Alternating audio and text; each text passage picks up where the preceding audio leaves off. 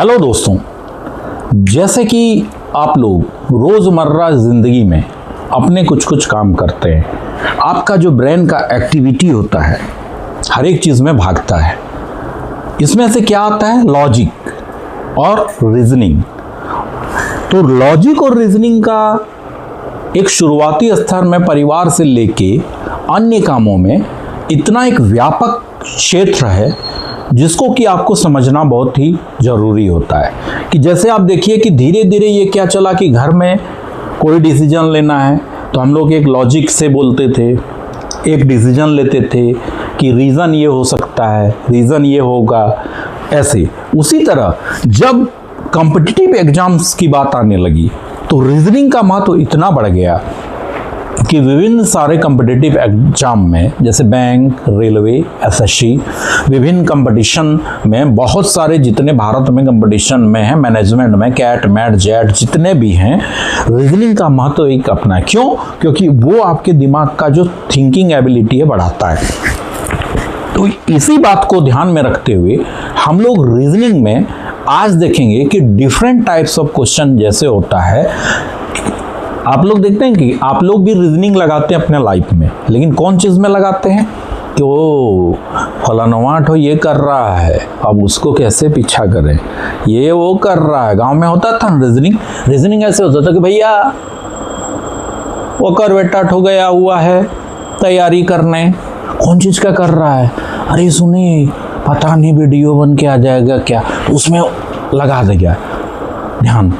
उसको इस बात का फिक्र नहीं है कि मैं कैसे ग्रो करूं, उसको इस बात का फिक्र है कि क्या बुद्धि लगाएं कि फलानवा का बेटवा तो नहीं वीडियो बन पाए, नहीं सीईओ बन पाए, नहीं कोई गवर्नमेंट ले पाए, या जीवन में कुछ और नहीं कर पाए, ये दिमाग लगता है। ये भी ग्रामीण रीजनिंग है।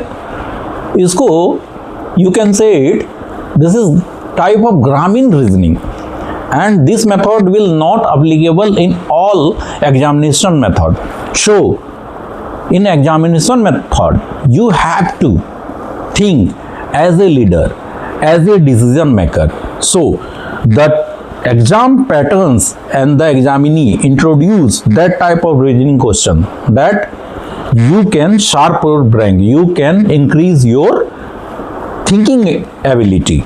तो इसी को बात को ध्यान में रखते हुए हम लोग रीजनिंग का सीरीज देखते हैं कि कैसा कैसा ट्रिक देता है, इसमें कैसा कैसा क्वेश्चन होता है। तो सबसे पहले शुरू करें, हम लोग देखते हैं पहला। तो देखिए रीजनिंग में जब आप लोग देखते हैं तो आपको डिफरेंट टाइप्स ऑफ क्वेश्चन दिखाई देते हैं। तो सबसे पहले देखिए एक सीरीज से रिलेटेड क्या होता है जो कि पूछा गया है। मान लीजिए कोई सीरीज 16 है, दूसरा 33 है, तीसरा 100 है और 401 है। ये है पैटर्न। तो यहां पे क्या होगा, क्वेश्चन ये पूछा है। अब देखिए आप इसको डिफरेंट तरीका से सोच सकते हैं सॉल्विंग का, और बहुत से सारे मेथड से ये सॉल्व भी हो सकता है जिसमें आपको सुविधा है। लेकिन एग्जाम में आपको सबसे सटीक मेथड कि आपका टाइम भी बच जाए और आप एक सोचना अच्छे तरह से शुरू करें। तो यहाँ पे देखिए 16 और 33 है। जब यहाँ का स्टेप ये 33 हो गया है तो 16 को अगर 2 से मल्टीप्लाई करें तो 32 होता है। तो चलिए सबसे पहले हम लोग इसको 2 से करते हैं और यहाँ पे 1 जोड़ते हैं, 33 आ गया। नो डाउट आपको ये समझ में आ रहा है। इसके बाद 33 से 100 है, तो यहां पे क्या हो सकता है? अगर हम लोग 3 से करें तो 99 होगा। चलिए 3 से भी कर देते हैं और 1 से जोड़ देते हैं, 100 पूरा हो गया क्राइटेरिया। अब अगला 100 से हमको 400 में जाना है। अब अगला बोल रहा है कि 100 तक तो पहुंच चुके हैं भाई, अब 400 तक मुझे जाना है। तो यहां से आपको 4 से अगर हम लोग करते हैं 400 हो गया और प्लस 1, 401 हो गया।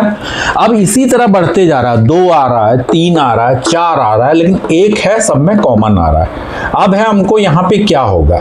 देखिए मैं ऑप्शन भी दे सकता था इसमें, लेकिन ऑप्शन से होता है क्या कि आपको एक थिंकिंग कम हो जाता है मेरे अनुसार।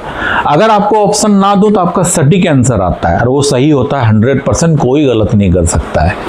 मैं दिखाता हूँ कैसे। अब है इसको भाई, जब ऐसे ऐसे सब लगातार ही बढ़ रहा है तो मैं विरोध क्यों करूं, मैं भी जाता हूं समर्थन देने। प्लस गुना 5 प्लस 1 कर देता हूं तो कितना होगा 2006 हो गया। ये आपका आंसर है, ये पैटर्न फॉलो हो रहा है इसमें, सही है कि नहीं।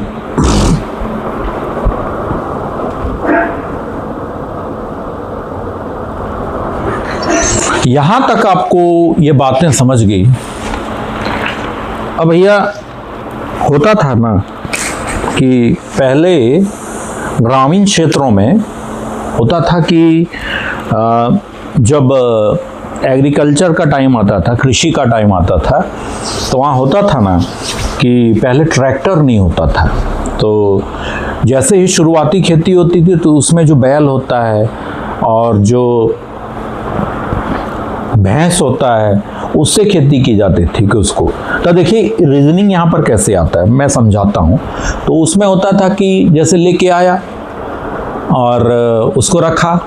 अब है उसमें आदमी अब देख रहा है कि बैल, हाँ तो इतना है दाम, अगर बोल दिया कि 20,000 रुपया जोड़ा, उसमें से आदमी रीजनिंग लगा रहा है कि अगर 20,000 है, पहले उसका दांत देखा, ठीक है, फिर उसका पैर देखा, शरीर देखा, फिर दौड़ा के देखा, उसमें से अगर 1-2 को नुकसान लग गया कि ऐसे ऐसे सींग मारने वाला निकल गया था, नुकसान तो हो ही जाता था।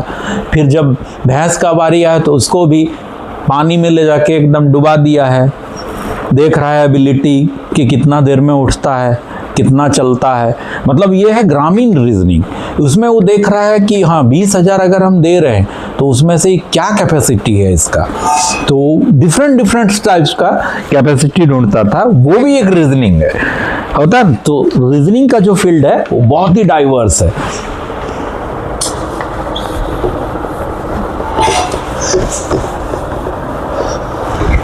चलिए अगला क्वेश्चन हम लोग देखते हैं इसी के रिगार्डिंग।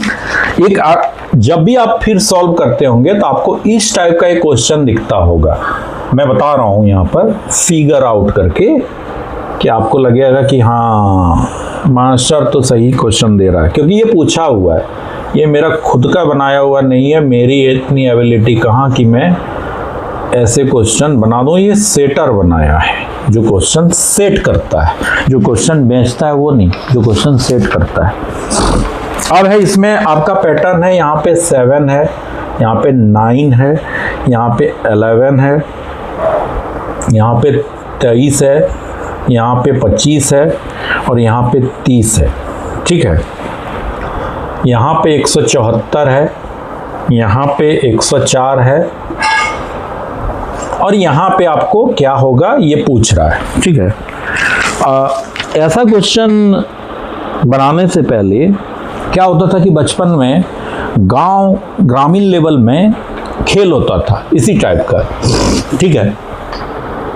इसमें से क्या करता था कि अंक का फेर है या कुछ शब्द लिख दिया, आपको पूरा करना है, तो उसके बाद क्या करता था कि उसमें आदमी सब थोड़ा चोरी करने लगता था कि अगर नहीं जान रहा तो इधर से की कर रहा है, उधर से पूछ रहा है, ये कर रहा है, वो कर रहा है। और उसमें जो जीत जाता था तो उसमें एक बहुत ही दिखाता था कि ये तो देखो भाई शेर निकल गया एकदम, ये हर किसी में बाजी मार लेता है कि नहीं। लेकिन यहाँ पर है कि वही चीज़ है, तो इसमें आपको दिमाग लगाना है कि क्या करना है। तो सबसे पहले देखिए कि हम इसको इधर से भी चल सकते हैं कि 7, 13, 174 है, 9, 25, 104 है। तो सबसे पहले हम ये देखते हैं कि 7, 13, 174 कैसे हो गया, तो कैसे होगा इसका सॉल्व, तो देखते हैं हम लोग। अगर हम लोग यहाँ पर 7 को क्यूब ले 3 स्क्वायर करें और 13 पे स्क्वायर करें और इसको सॉल्व करते हैं, देखते हैं आता है कि नहीं। तो 7, 14, 37, 49, 49 और 7 कितना हो जाएगा? चलिए यहाँ पर तोड़ के ही लिखते हैं। 49 इंटू 7 तो 3, 28 और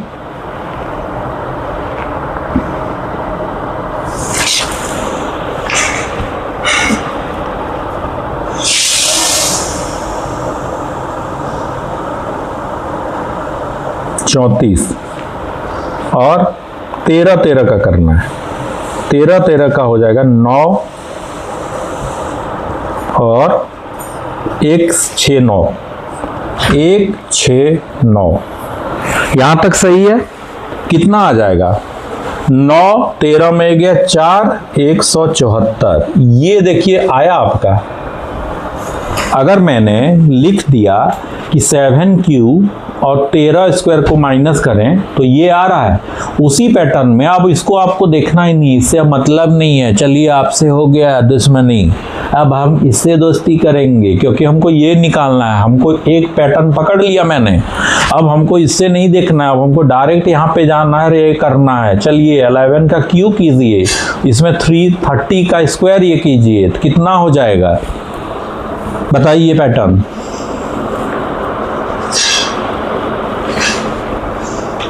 जब इसको आप सॉल्व करते हो 431 आएगा। यहां पे कितना हो जाएगा? 431। यही है आंसर।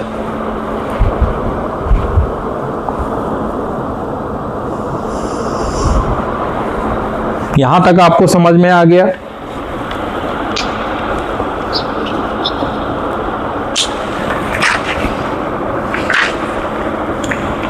अब देखिए कि ट्रिक की हम लोग बात करें तो आप इसको और मेथड से भी सॉल्व कर सकते हो। कैसे बताओ?